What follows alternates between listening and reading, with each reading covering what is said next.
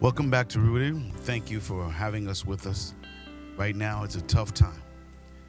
As you can see, I'm not even going to go into our normal worship session that we like to do to prepare our hearts because our hearts are very heavy.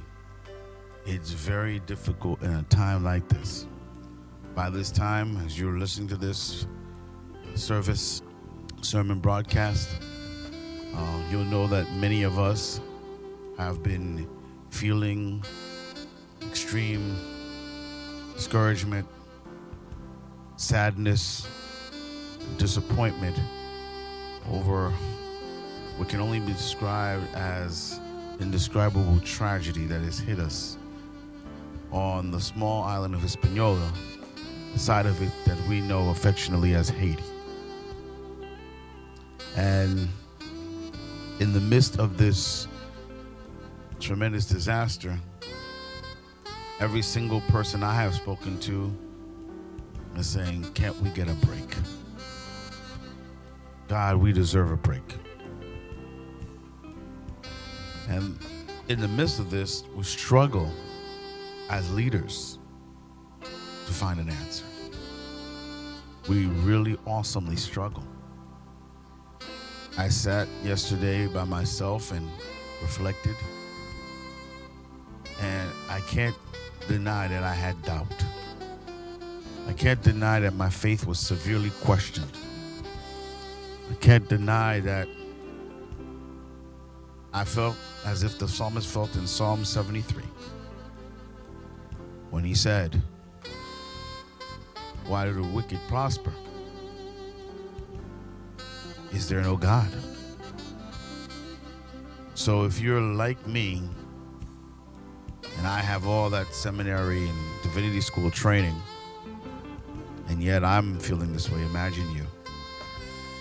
Some of you may have said, you know what, this was the last straw. I don't want God no more. I don't want church no more. I don't want nothing no more. Nothing means anything. Because how can this happen to us? Us. Why did this happen to Haiti? And what can we do about it? That's what I want to talk to you today about. Why did this happen to Haiti? And what can we do about it? On a day like today, the sermon has to have meaning. God has to speak. So let us pray. Heavenly Father, we come before you right now as we're asking, why did this happen to Haiti? And we're asking that you would teach us, explain one more time what this has to do with your master plan. And encourage us to have the strength to say like Job, though he slay me, yet will I trust him. Does it make sense? But I don't pretend, Father God, to have ultimate and supreme knowledge beyond you. You have all knowledge and all understanding. I pray that you would teach me and show me how this works. In your name we pray. Amen. So, as we spoke about this tragedy again, going forth, I know that God has a plan. I know he's going to do something. I don't know when, where, and how. But I'm going to be patient because I see that God always operates outside of time. Bring us to the passage, Isaiah chapter 57, verse 1. Isaiah chapter 57, verse 1. It says, good people pass away, and the godly often die before their time. Brothers and sisters, it's as if I had never read that passage before. Good people pass away, and the godly pass often before their time. Here is a declaration and admission in the scriptures that we say are inspired from God, where we are told by the prophet, there are times that good people die. There are times also that the death that they have is an inauspicious, or let's say auspicious death. It is before their time, literally. It is an unexpected death. It's a death we're not looking forward to. It's a death we don't see coming. For those of us who are already reeling from a pandemic that is continual to rock our minds and rock our hearts and rock us from where we are, this just was the shattering. If mental health wasn't a crisis before this for Haitians, I don't know what to say now. Yesterday, a colleague and I, we were just trying to wrap our heads around this in discussion and prayer, but I cannot say enough, and I cannot lie and tell you that this isn't heavy on us. It is very heavy. It is very difficult. It is not what we wanted. But God said in the midst of his complaints in Isaiah 57, he's talking about the good people passing away while there was evil still being done. And he says in verse 18, I've seen what they do and talking about the evildoers, but I will heal them anyway. Wow. I will lead them and I will comfort those who mourn. I see two things there. I see first, God admitting that there will be mourning, and God admitting that there will be sorrow, because he's saying that he's going to comfort them because they have death. And I also see that God is saying that it's not really necessarily all the time about what you do, because in his love, he says, I will heal them anyway, which is my second part is, I know you're hurting. Because if you weren't hurting or wounded, you wouldn't need healing. I know you're hurting, and I know you're wounded, and I know you need healing. As we survey the images of the damage that is done and what's going on in this country again, it's like we're reliving a nightmare. It's like Groundhog's Day again. Question is, why, God, why? I'm a Marvel Comics fan, as some of you might know, and I recall sitting in a theater in 2018 watching Avengers Infinity War. And at the end of the movie, spoiler alert, everybody that was there with me had a collective gasp. Which, why? Because it was how it was ended. In a snap of a finger, Thanos, the supervillain, cosmic anti-hero, takes away half of all known life throughout the universe. And that was it. There was no swooping in of heroes. There was no Iron Man coming to the rescue. There was no Captain Marvel. This was one where Hollywood left us literally with a year-long cliffhanger. And folks was upset in the theater. People were mad. People were asking why. And today I laugh to myself that it's funny how we ask Marvel, why? Why'd you leave us that way? Why'd you leave us with no hope? Why'd you leave us with death? Why'd you leave us with agony when life does that to us all the time? All Marvel did that day was give us a dose of reality. But you know what else I like about it? Even though it took a year, humanity found a way to overcome Infinity War. Well, if Hollywood can have hope and leave us hanging for a year, I believe that God we serve can give us hope. I don't know for how long we're going to be hanging in there, but no matter how long we hang in there, we should have hope and belief that God is going to bring us through. Things will be different. Things will change. Things can get better. Why? First question we ask, why? It was nearly 11 years ago where Pat Robertson told us that the reason why this happened to Haiti is because it's cursed and all of Haiti's troubles are a punishment from God. Of course, he received a lot of backlash over that, for those statements. Most Haitians consider themselves to be Christians. 85% of the island is professed Catholics and 15% are Protestants or in some kind of denomination thereof. Of course, there's the running joke that 100% of Haitians are voodoo practitioners in the sense that everyone accurately recognizes and acknowledges the presence, the existence, and the practice of voodoo on the island. However, most Haitians don't attribute their ails or their misgivings or misfortunes to a pact with the devil. No. They have a different take on why Haiti is where it is and why this disaster happens to us like this. Because Haiti is unique in the fact that it is the only republic to be born out of a slave revolt. It is the only republic to be born out of a slave revolt. In 1492, we learned in school Columbus sailed the ocean blue, and with the Nina Pinta and the Santa Maria, sought out to claim for Spain tremendous wealth and gain for Queen Isabella and King Ferdinand, a new world, or at least India, and which eventually became the New World. And this discovered the island of Hispaniola, where he docked.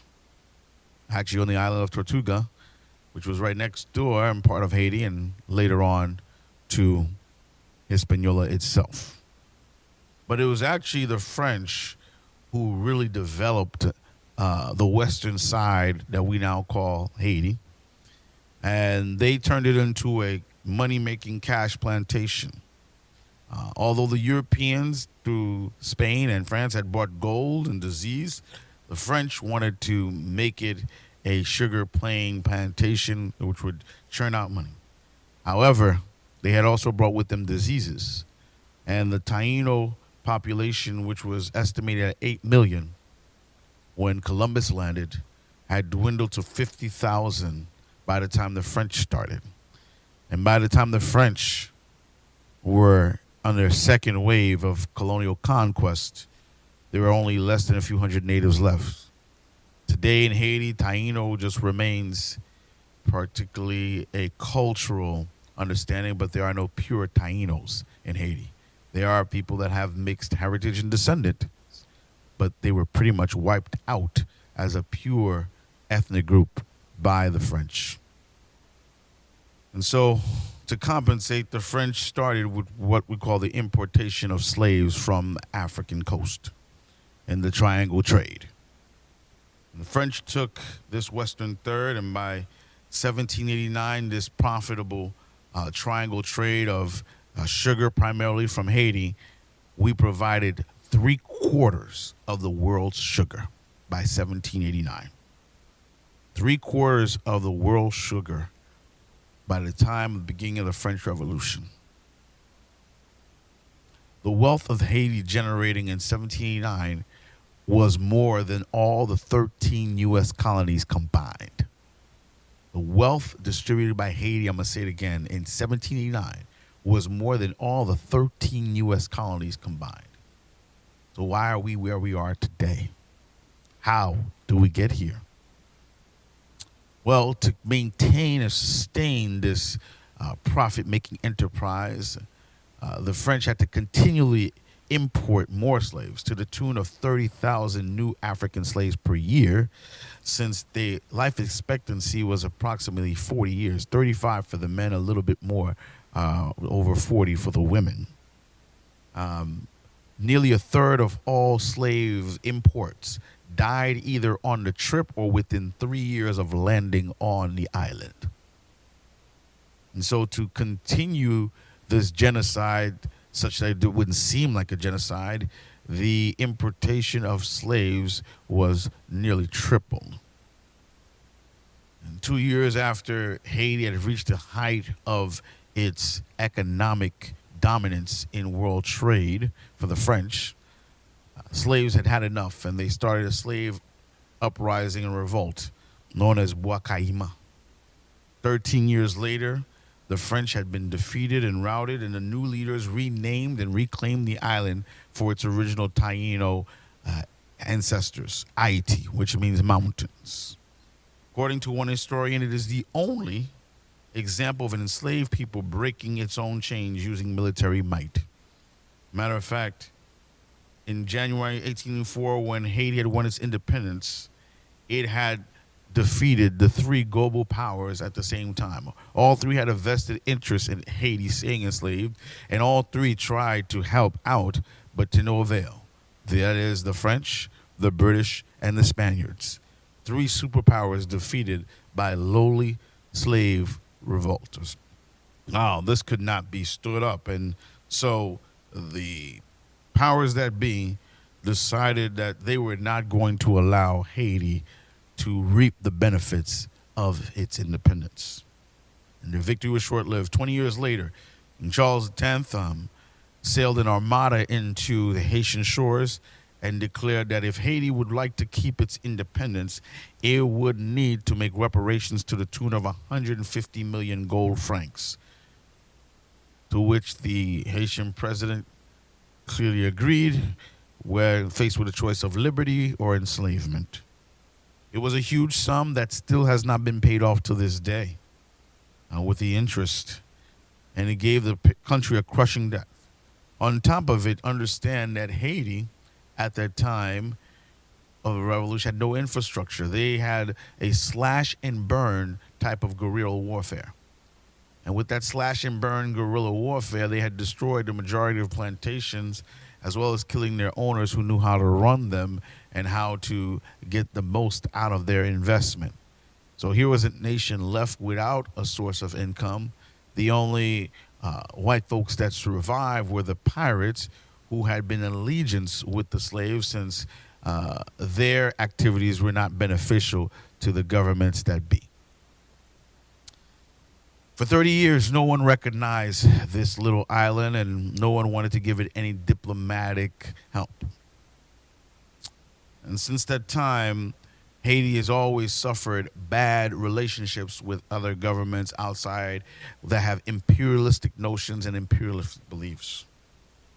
We're asking the question, why did God let this happen? Well, for nearly over 200 years, Haiti's continued to struggle with United States, British, German, French, you name it, imperialistic governments that have allowed it to be ruled by puppet dictators that support foreign interests, and military juntas and military leaders that support foreign interests, until 1987, when it finally developed a constitution after the ouster of Papa Doc and Baby Doc's tyrannical leadership since 1957. Deposed in 1986, the Duvalier regime fled with a number of the country's assets abroad and have not brought them ever back. In the meantime, there's Haïtian struggled, and ever since then, what we have was a revolving door of coup d'etats, military juntas, elections wrought with fraud, and again, leaders coming back and then being deposed again, and most recently, the assassination of the president of the Republic, Jovenel Moïse, less than 2 months ago. Add insult to injury, over many decades, many destitute and enterprising immigrant asylum seekers from generations back, they were of Arab, Egyptian, Lebanese, Syrian, German, Sephardic Jewish descent, have come to Haiti and established themselves and intermarried with the descendants of the pirates. These immigrants, running from economic and religious persecution and political persecution, have now become oligarchs who run monopolistic industries and enterprises that only serve their interests and foreign interests, and only to serve to plunge the people further into poverty. Today, these oligarchs hobnob with the Gates and the Clintons of the world at the expense of their own people. They have their own paramilitaries, or they sponsor local community gangs to make sure that their needs are met and their desires are kept by other politicians. Otherwise, they are threatened by these gangs. And of course, these gangs also support themselves through drug enterprises and kidnappings and such. The cartels have become heavily involved in Haiti as well. Haiti's become a narco state, as you've seen in the movies. So the only thing that's changed over 200 years is the names of the different leaders, but Haiti, once again, has become a slave colony, a captive. Reason why I say that, this is why the reason the Haitians believe the disaster happened in Haiti. This is why we believe that. It's not the disaster that is the problem. It is not back-to-back earthquakes. It is not the continuous onslaught of hurricanes from Jean in 2004 to Tropical Grace, who's approaching us this week. No. It is the lack of development, infrastructure, and help to build such a rich, resourceful country so it could survive these. What do I mean by that?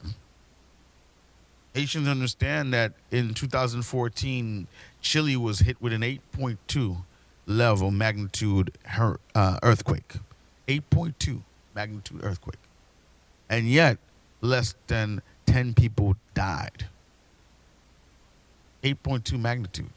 Now, Chile is by no means a world superpower, but in 2010, we were hit by a 7.0 magnitude, the largest ever in the Caribbean at that time until the one that we just had recently. And hundreds of thousands of Haitians died. What's the difference? The difference is Haiti is the poorest and weakest nation state in the Western Hemisphere. Foreign aid makes up 30 to 40% of its budget. Haitians average less than $2 a day income.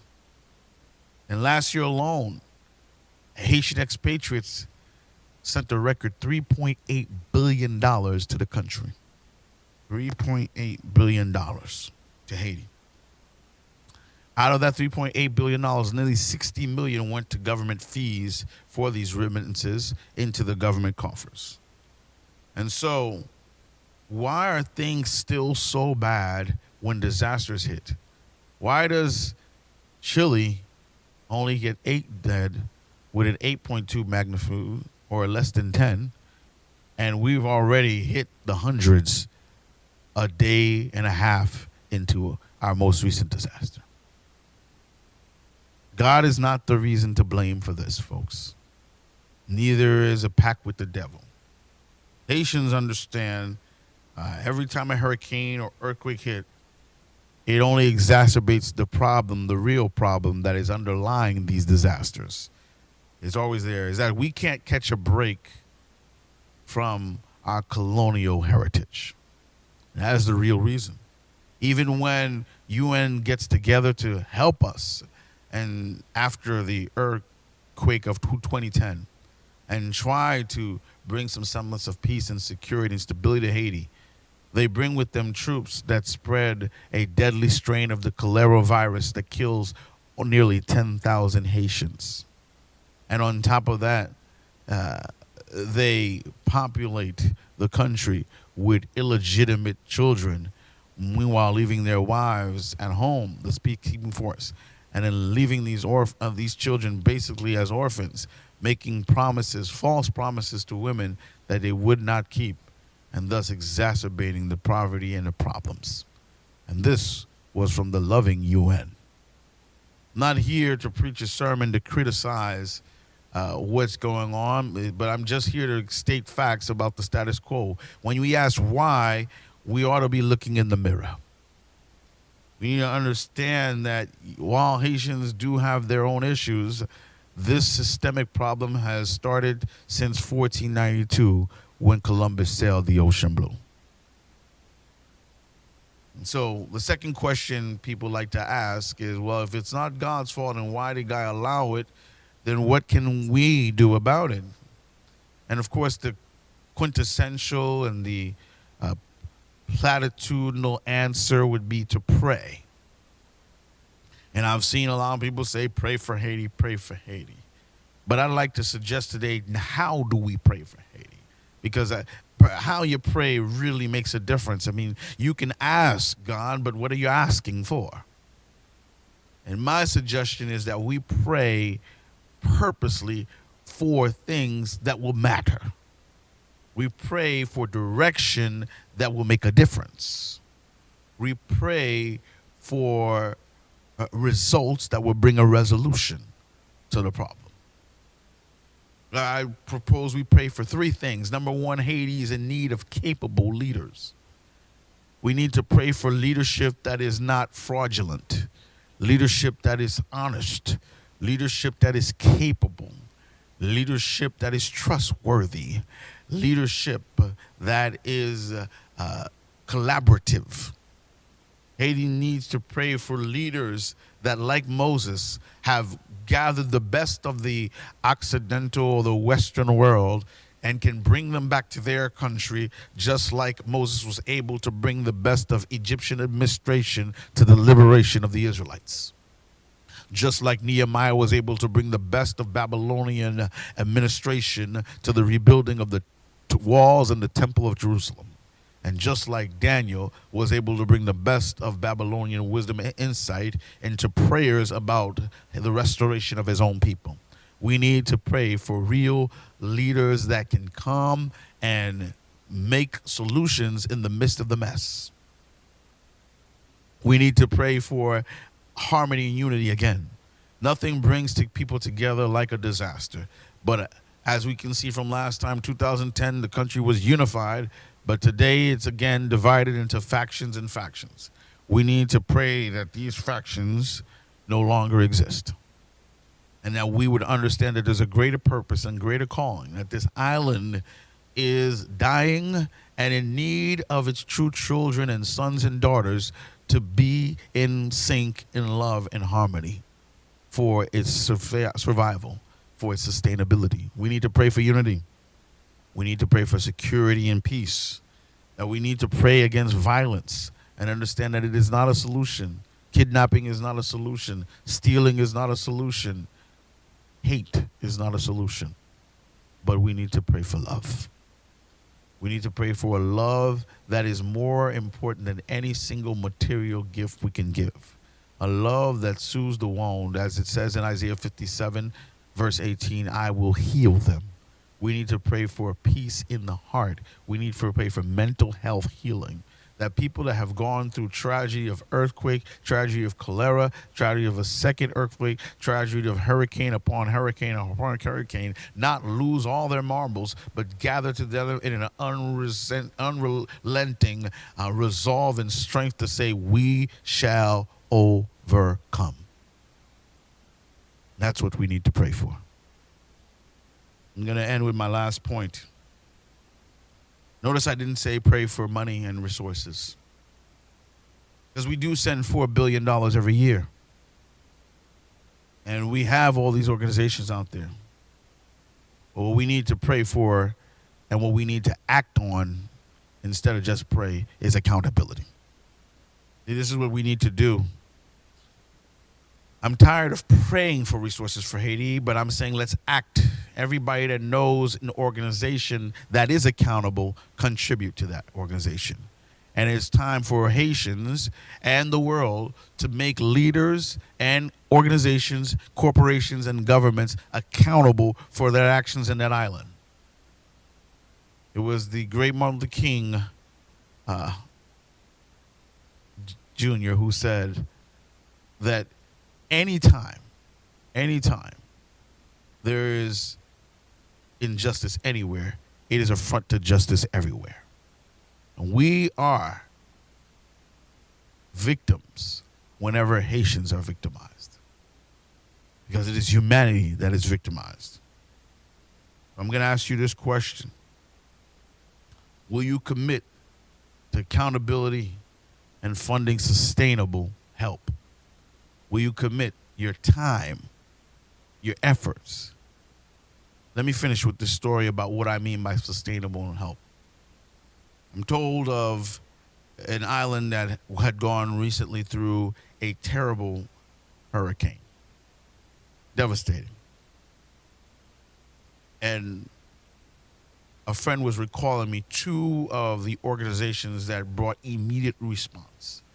Both of them had availed themselves of helicopters that could get to the island, that could get to people. And each of one of them went to each different side of the island.